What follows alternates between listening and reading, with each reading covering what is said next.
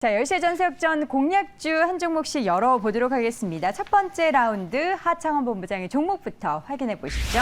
첫 번째 종목은 현대에너지솔루션 보도록 하겠습니다. 현대에너지솔루션 오늘장 주가 0.33% 오름세 보이고 있습니다. 주가가 3거래일째 좀 약간 횡보를 하고 있는 분위기인데요.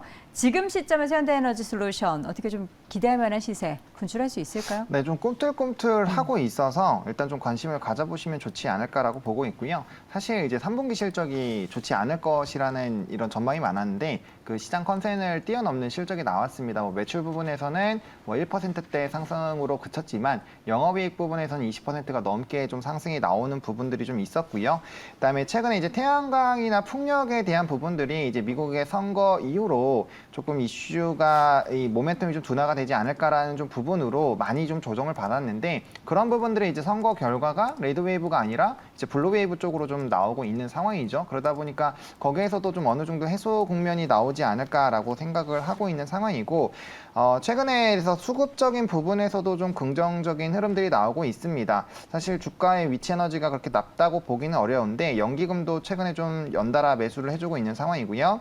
기관도 매도를 많이 하다가 최근에 좀 많은 매수 물량들이 좀 들어오고 있는 상황입니다. 외국인은 계속적으로 좀 매수가 들어오고 있는 상황이고요. 그래서 수급적인 부분에서도 조금 긍정적인 흐름이 나오고 있는 상황이고 무엇보다 이제 4분기 실적도 기대가 되는데 최근에 이제 이런 미국향 모듈에 대한 이제 부분들이 좀 확대가 되는데 미국향 쪽에서는 지금 모듈 값이 굉장히 좀 높게 형성이 되고 있습니다. 아무래도 강제노동 관련된 법 시행을 한 다음부터는 중국산 모듈을 조금 제외를 하고 그러다 보니까 이제 수요는 많은데 공급이 적어들게 되면서 이제 평균 판매 단가 ASP가 계속적으로 좀 높아지게 되는 그런 이슈가 되고 있는 상황이죠. 그래서 향후 이런 흐름들은 조금 더 강화가 되지 않을까라고 보고 있는 상황이고 이후 쪽에서도 비슷한 법을 만들어 버려면서 이 추가적으로 좀 상승 모멘텀이 좀 나오지 않을까라고 기대가 되고 있는 상황입니다. 그래서 전반적인 부분에서는 이런 실적 베이스로 다시 추가적인 상승력이 나올 수 있는 상황 그리고 횡보 구간에서 좀 유의미한 수급들이 나오면서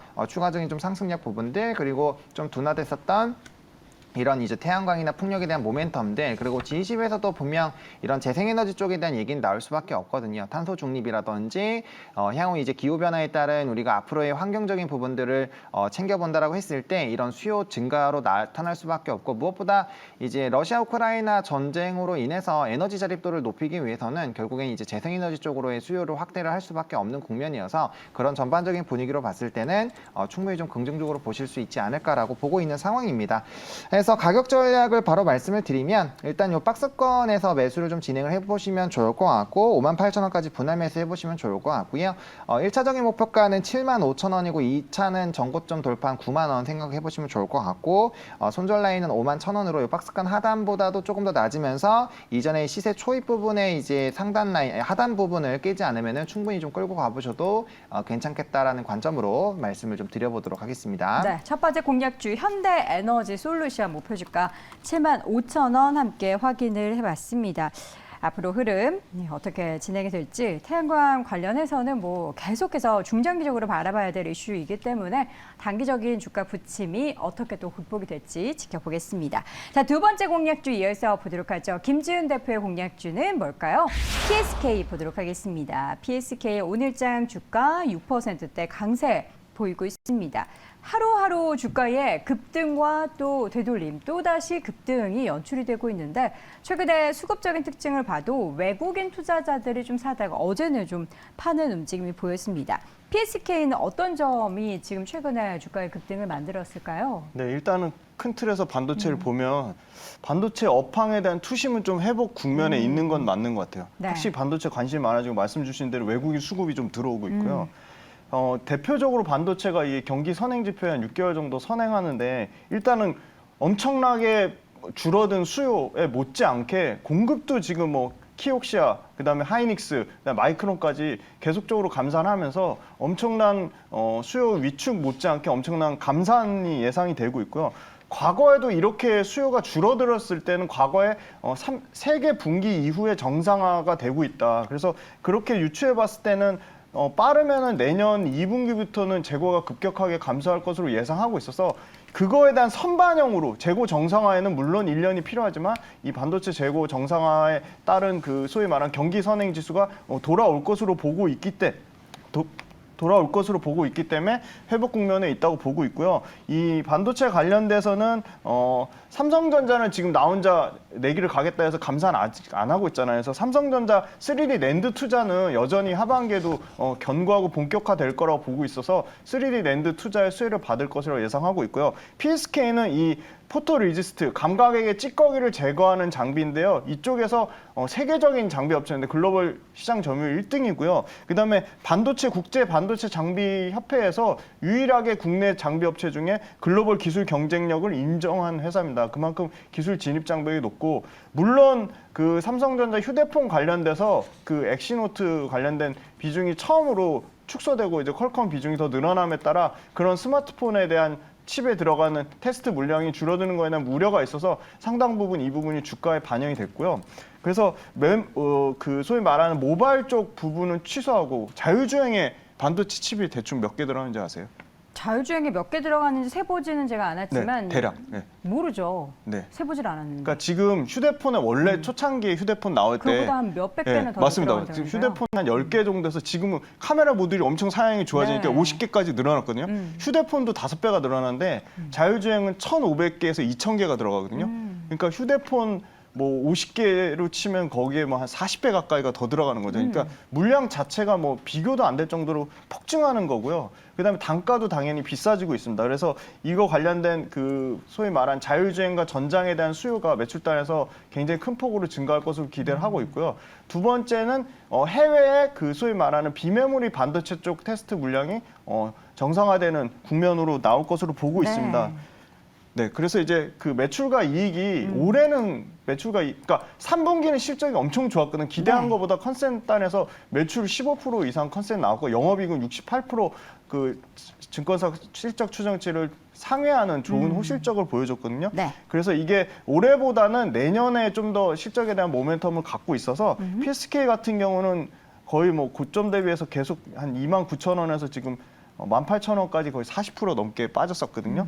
그래서 저는 최근에 외국인이 한 달 동안 평균 매수한 가격은 한 15,600원대고요. 네. 기관이 평균 매수한 가격은 17,100원입니다. 그래서 오늘 준비하는 과정에서 이렇게 주가가 급등해서 올라가고 있지만 이 가격에서 한 10% 정도 조정 나오는 가격인 한 17,000원 가격, 그러니까 15,750원에서 17,000원 정도는 매수가 가능하다고 보고 있고요. 원래 손절은 15% 미만으로 짧게 잡는데 이 회사는 워낙 지금 저는 바닥권이라고 보고 있어서 네. 손절선을 좀 길게 잡아서 마이너스 20%인 15,500원을 네. 잡자고 말씀드리겠습니다. 알겠습니다. 오늘 반도체 쪽을 김준 대표가 공략을 하고 있는데요. 첫 번째 종목으로는 PSK 함께 가지고 왔고요. 눌림목 작권입니다. 지금보다는 조금 주가가 눌렸을 때, 그리고 목표 주가는 이전 정고점이라고 볼 수 있는 7월 말에 기록했을 때 2만 원대 함께 확인해 보시기 바랍니다. 자, 이어서 두 번째 라운드 첫 번째 하창 본부장의 종목 확인해 보도록 하죠. 첫 번째 종목 이어서 CS 윈드 보도록 하겠습니다. 요새 뭐 풍력 관련한 종목들 계속해서 거론되고 있는 가운데 단기 급등 뒤 좀 쉬어가고 있습니다. 네. CS 윈드 지금에서 뭐 얼마나 더 기대를 할 수 있을지 일단 목표 주가도 궁금한데 네. 어떤 부분 가장 좀 좋게 보십니까? 뭐 전반적으로 앞서 이제 태양광과 비슷한 네. 궤도입니다. 일단 근데 정부 정책이 또 추가로 있었죠. 우리나라에서 2030년까지 연간 1.9기가와트를 이제 공급을 하는 방향으로 이제 방향성이 잡혔고, 사실 5대 해상풍력 국가로 만들겠다라고 발표한 이후부터는 사실 뭐 크게 정책적으로 좀 뒷받침이 되는 것들이 좀 떨어졌었거든요.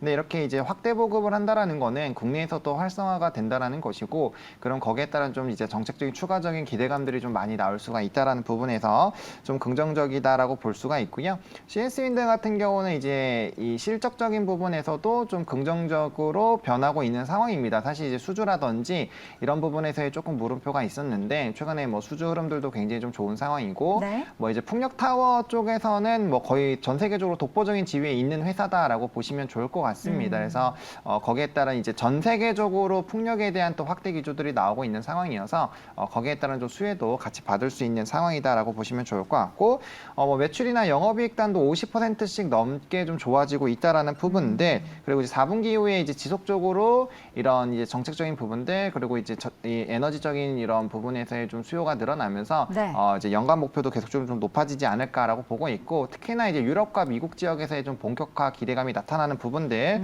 좀 긍정적으로 말씀을 드릴 수 있을 것 같고요. 네.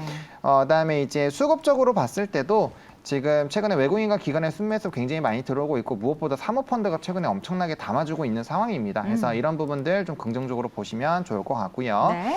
가격 전략 바로 말씀을 볼까요? 드리면 뭐 현재 가격대도 괜찮다고 봅니다. 67,000원까지 분할 매수해 보시면 좋을 것 같고요.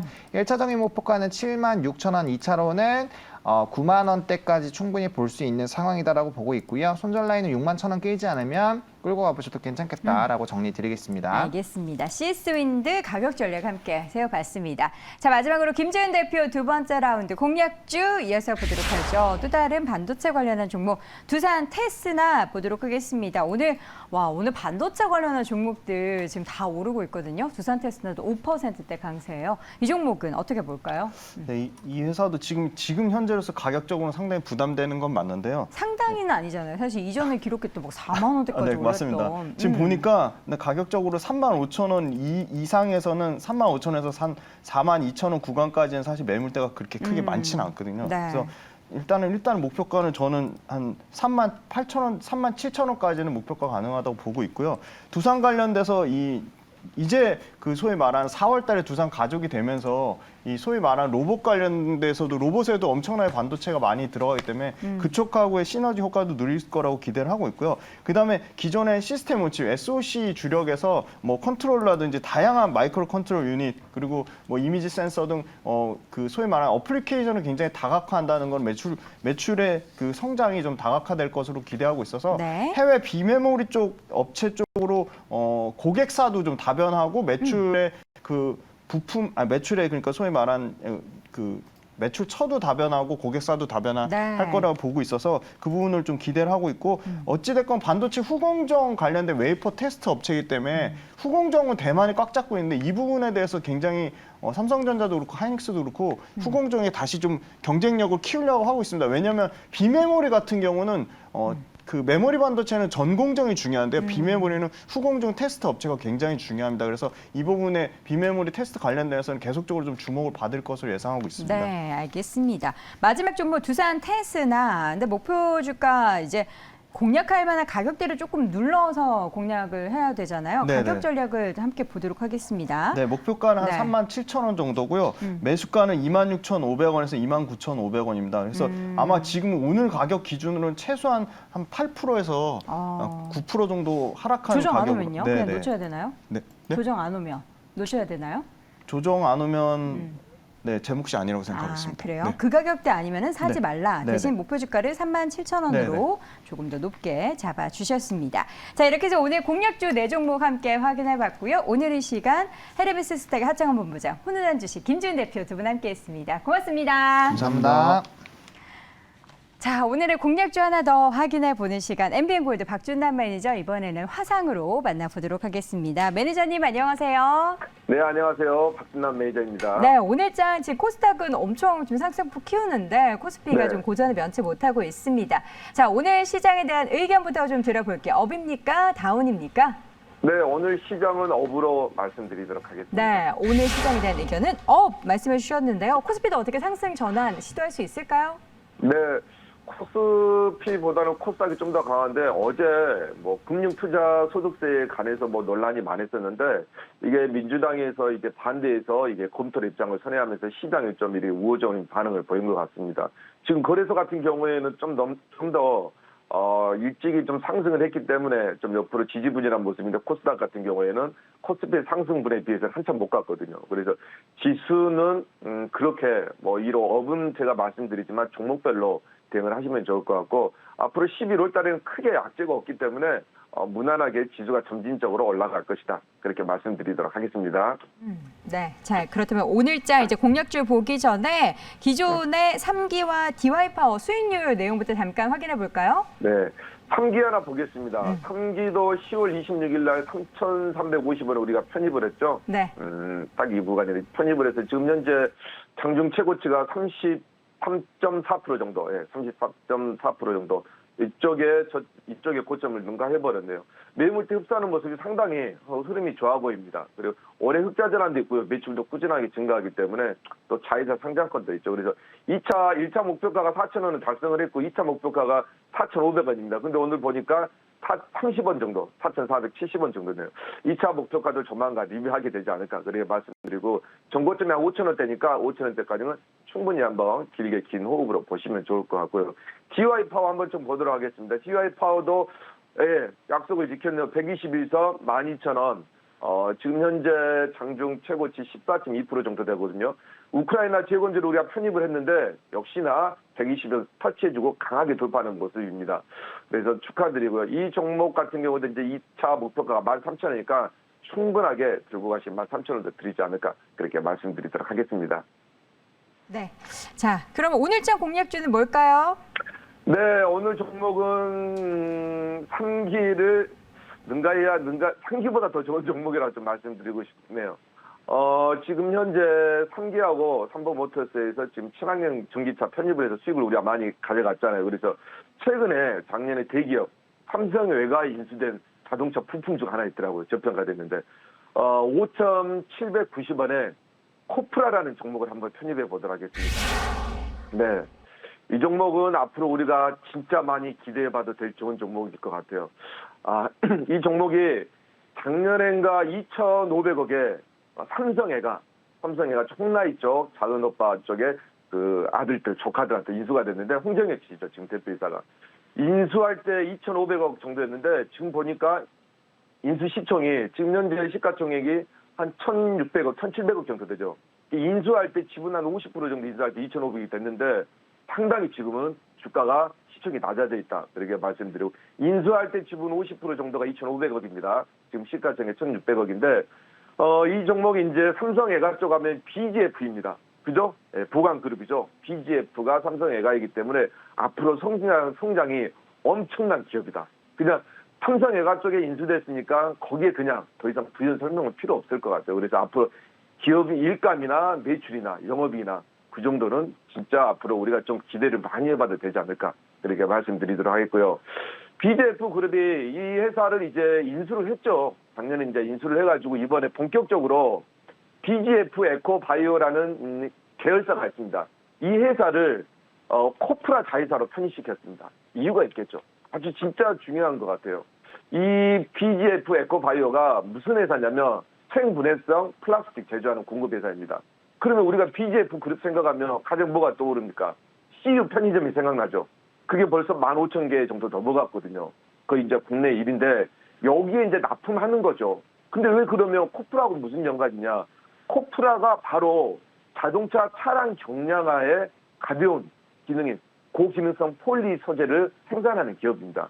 이 에코바이오, BGF 에코바이오를 코프라의 자회사로 편입시키면서 이번에 합병을 마무리하고요. 이 코프라가 이제 이름이 바뀔 겁니다. 사명이.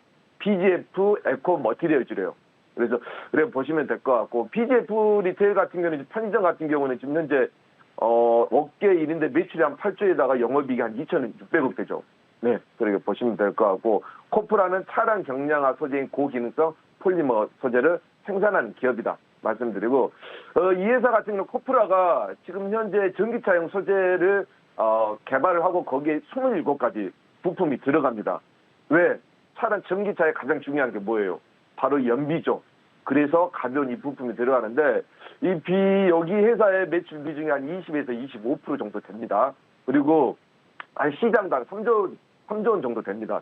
지금 계속적으로 시장도 커져가고 있고 윤석열 대통령의 대선 공약이기도 해요. 국정 과제이기도 합니다. 이 생분해성 플라스틱이 전기차에도 많이 들어가니까 그래서 보시면 좋을 것 같고 지금 현재 이제 내연 기관차 기준으로 해서 무게를 한 10% 정도 줄이면 연료가 한 5%에서 7% 정도 절감이 되는데 이게 전기차 연비 효율에는 필수 핵심 부품이다. 그렇게 말씀드리도록 하겠습니다. 지금 글로벌 평균이 한 10% 정도인데 이게 지금 친환경 전기차가 판매가 증가하면서 지금 판매가 매출이 계속적으로 증가할 것이다. 그렇게 보시면 될 것 같고 이 회사 같은 경우는 미국하고 중국의 법인도 있는데 미국하고 중국에서도 계속적으로 전기차 소재에 대한 납품이 계속적으로 증가하고 있다. 우리가 말씀드리고 마지막으로 곧 있으면 이제 11월 24일부터 편의점에서 우리가 일회용 사용 부품들 이게 이제 좀 금지가 되잖아요. 뭐 빨대나 비닐봉투나 여기에 대해서 이 종목이 또 우리가 전에 편입했던 에코플라스틱 우리가 한 20% 정도 수익을 가져갔는데 여기에 일회용품 사용이 금지가 되면서 앞으로 이 고기능성 플라스틱 전기차나 또 일회용품을 대체할 수 있는 분해가 되는 이 플라스틱이 상당히 떠오르는데 여기에 대해서도 또 관련 종목이기 때문에 우리가 잘 봐야 되고요.